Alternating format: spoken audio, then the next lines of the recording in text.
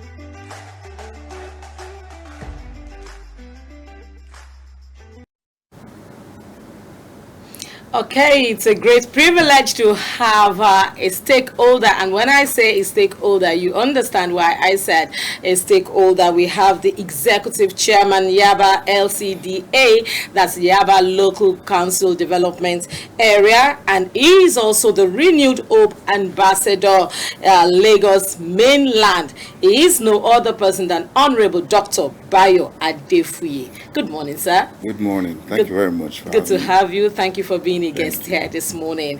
And thank you. Well done with what you do. Well done what you're doing, even in the few days or few weeks that you've been the LCDA chairman in Yaba.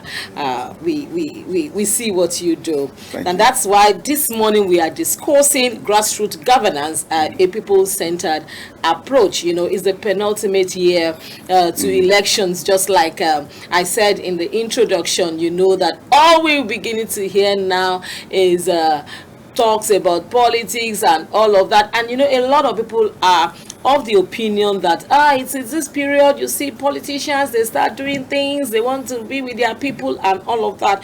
But then we want to talk about real governance. I want to talk about a people-centered, approach to it. So let me start like this. What really does grassroots governance mean to you personally? I want us to talk beyond political definition now. Well, local government, they are the closest to the people. Grassroots governance is governance of the people, by the people. And you have to have a plan when you come into office. And our plan was to rejuvenate everything, renew everything. That's why the administration's mantra is Yaba Tutu. Yes, which means a new Yaba, a new, more prosperous, more politically sound, and where the people have a sense of belonging. So we came in we had the love of people, we had that plan.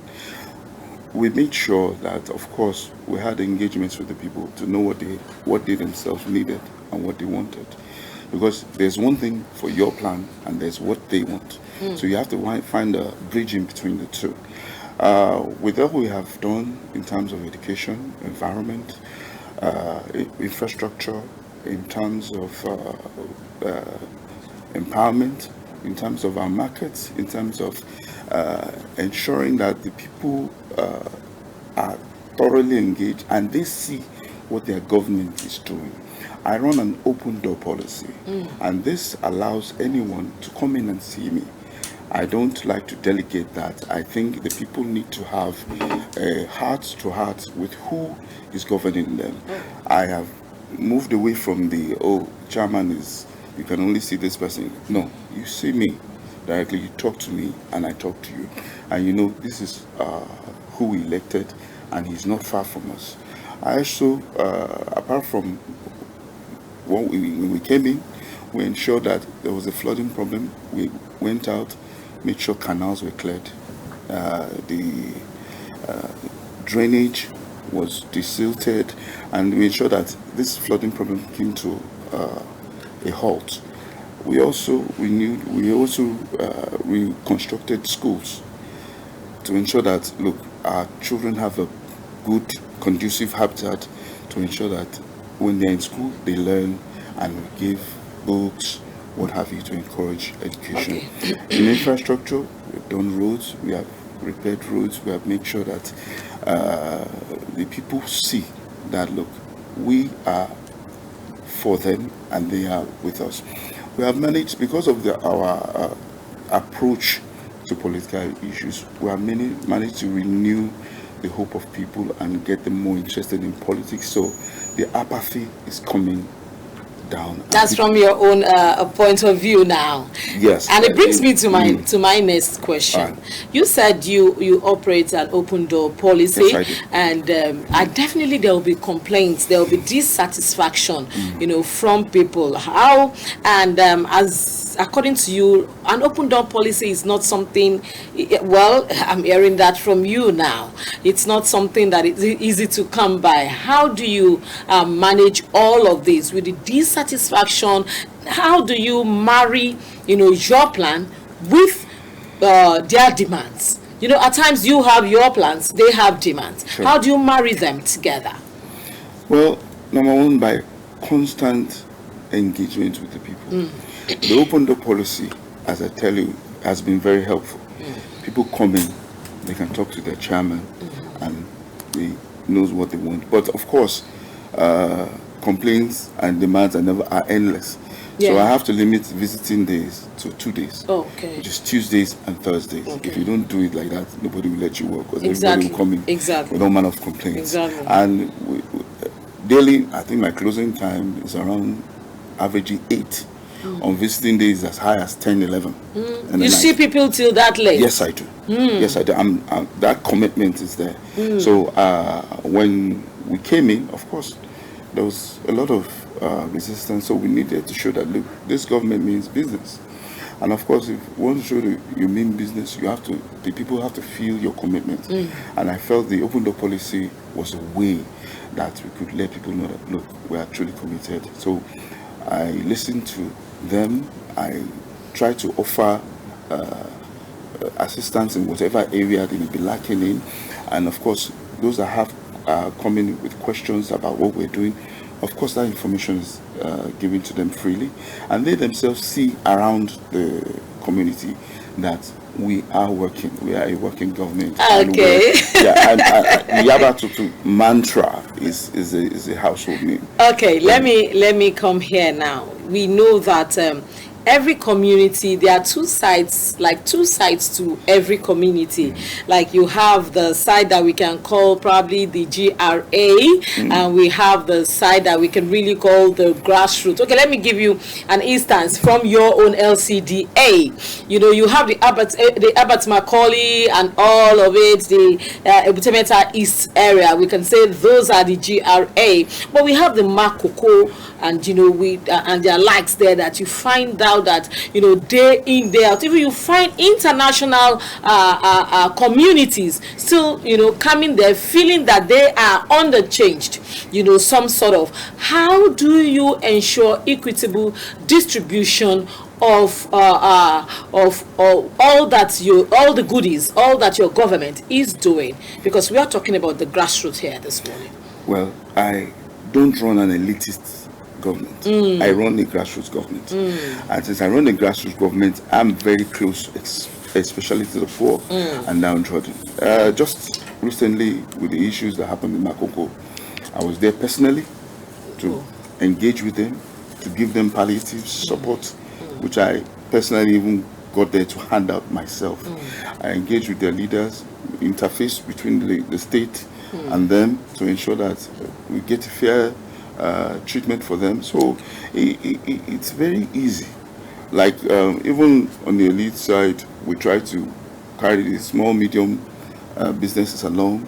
We engage with them. Yes, different ones, the artisans, the marketsmen and women, all the hairdressers, hotel owners, what have you. All we engage with everybody to ensure that everybody gets fair hearing and fair treatment, and we make sure that all their demands are well carried along in our agenda, in our budget, in everything that we are doing, and they see the sincerity in what we are doing. So these are some of the things that we do that has endeared us to the people. Okay, let's talk about because politics is everywhere, and no matter what, it's still at the grassroots. Now, how can grassroots governance strengthen democracy even at the national level? With grassroots governance, with respect to strengthening democracy, is very, very important because you are closest to the people. Okay. So the way you treat the people will affect their view on national issues, on state issues. So if you pull the people close, you allow the people to be very close to you, and you don't hide, you don't alienate them, they are going to be more responsive in terms of political issues, political matters.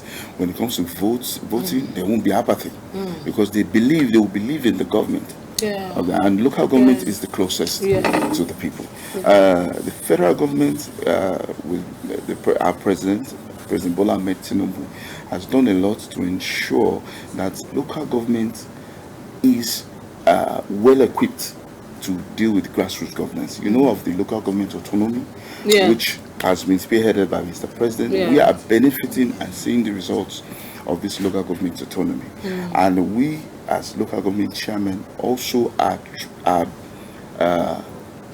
being in good connection with the grassroots people, the downtrodden, those who are the real voters, I say. Those who actually vote, not those who sleep, sitting on the voting day and be like, oh man, I can't stress myself to go out and eat something. And they are voting on their phone and their tabs. Yes. So we have to ensure that they feel the governance and they are well carried along in terms of governance. Okay, you talked about, I was going there, the local government autonomy, and a lot of people are saying that, it's a time for the local government chairman to now start, getting money for themselves and all of that. So in your case, and maybe for every other person, how do you promote transparency in budgeting and project execution at the local level? Well, our budget isn't a hidden matter. We have stakeholder meeting with the people before we do our budget, and all we are doing, the people see. Whether it be roads we are constructing, whether it's empowerment we're doing, whether it's the markets that we're building, or the people, or the drainage, or the canals, or the everything that we're doing, the people are well carried along on, so that they know where their money is going, they feel it. Yes, and we get commendations for all we are doing. Yaba 2 is also a renewal of the kind of politics we play in Yaba. Yes, so those who are maybe previously sidelined or felt that the government, we have included everybody. Make sure that everybody has that sense of belonging, so that, and the results speak for themselves. People are now having a renewed hope in the governance and in the government. So this has allowed us to be able to, like, as a renewed hope ambassador, we are to let the people know just exactly what Mr. President has done, because there have been a lot of stories flying here and there, but we let them know, look, in terms of subsidy, this is why it had to be done.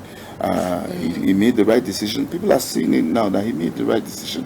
Fuel prices are going down. In terms of the exchange rate, he had to equalize it, the official, with the black market, so that some people will not be making abnormal profits by buying at the official rate, selling in the black market. All this had a ripple effect and was causing a lot of inflation.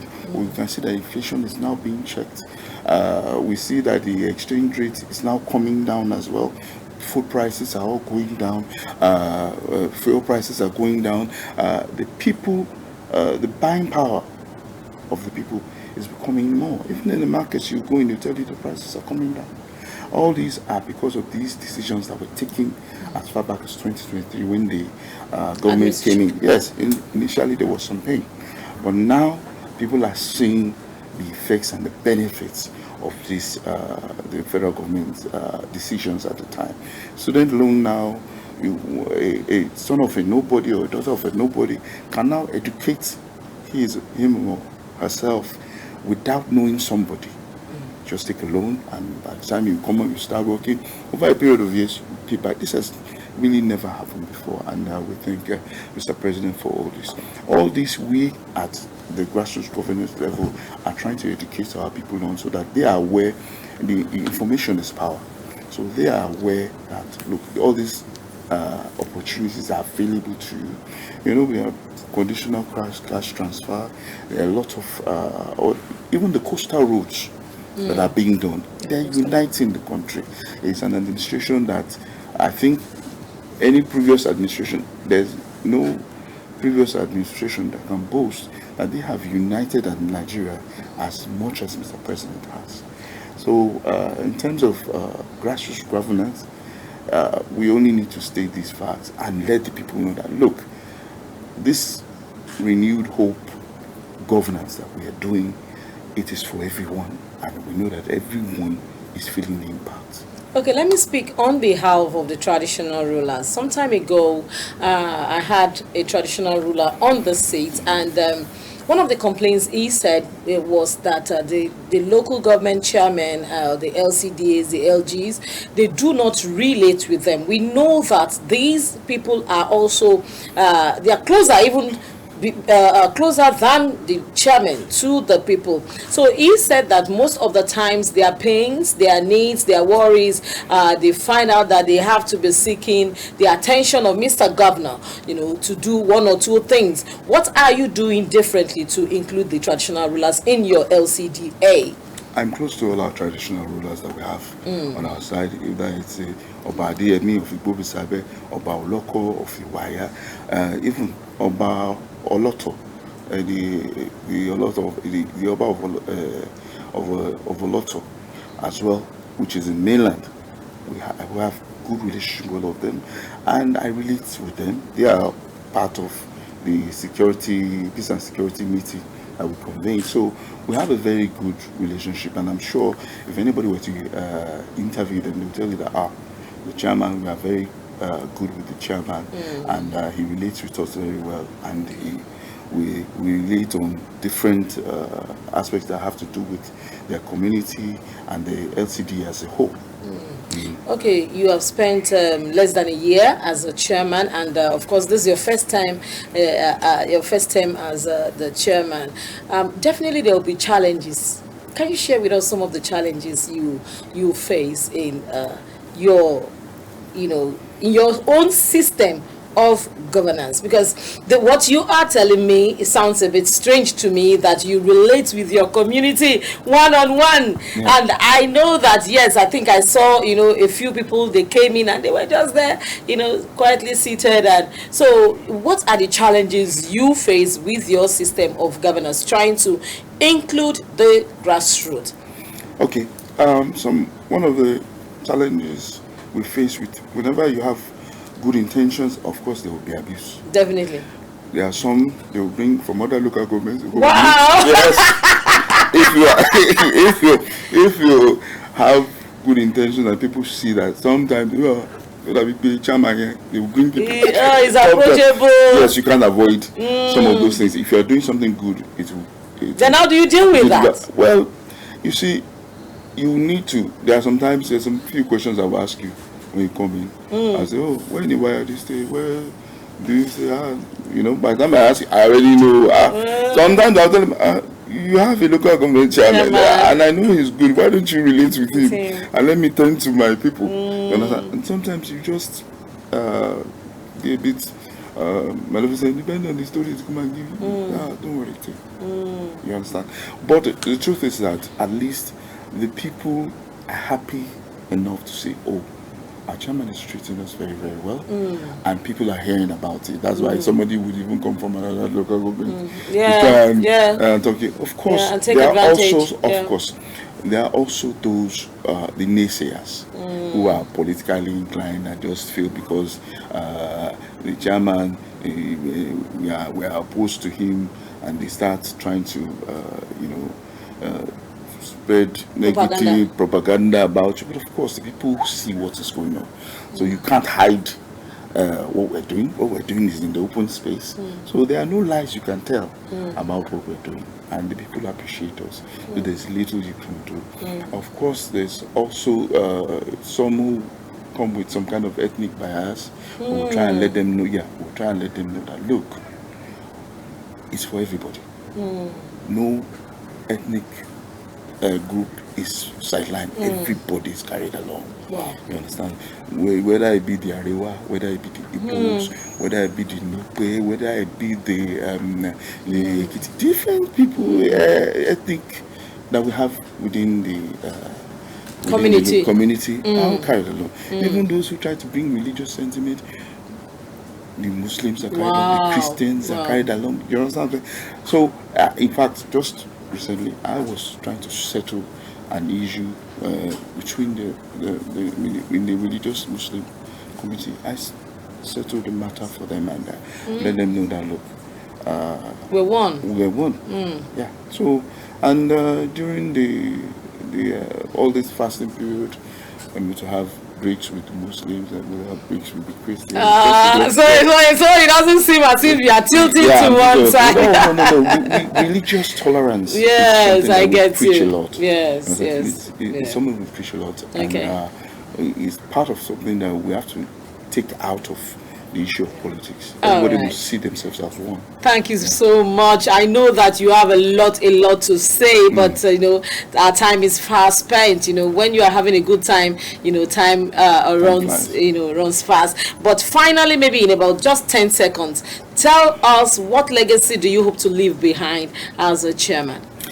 I intend to leave behind a more prosperous Yaba. Wow. A Yaba with a more robust economy, a Yaba where people are well empowered, where our youths are gainfully employed, where our market men and women are happy, and they have a sense of belonging. All our artisans, all our people, the people that actually make the economy run, small, medium businesses, they are all happy. The residents are happy. That's the kind of legacy whereby people have hope in the government and believe and come out to support the government. Okay, I've been having fun. It's been like we are just, chatting, and it's all about our grassroots governance, a people-centered approach. And I've been having this discussion with the executive chairman, Yaba LCDA, who also stands as the Renewed Hope Ambassador, Lagos Mainland. He is Honorable Dr. Bayo Adefuye. Thank you for being our guest this morning. Thank you very much. Thank you for having me. Okay, we will go on a short break. When we return, our next guest will be here with us in the studio. Just stay with us. We'll be right back.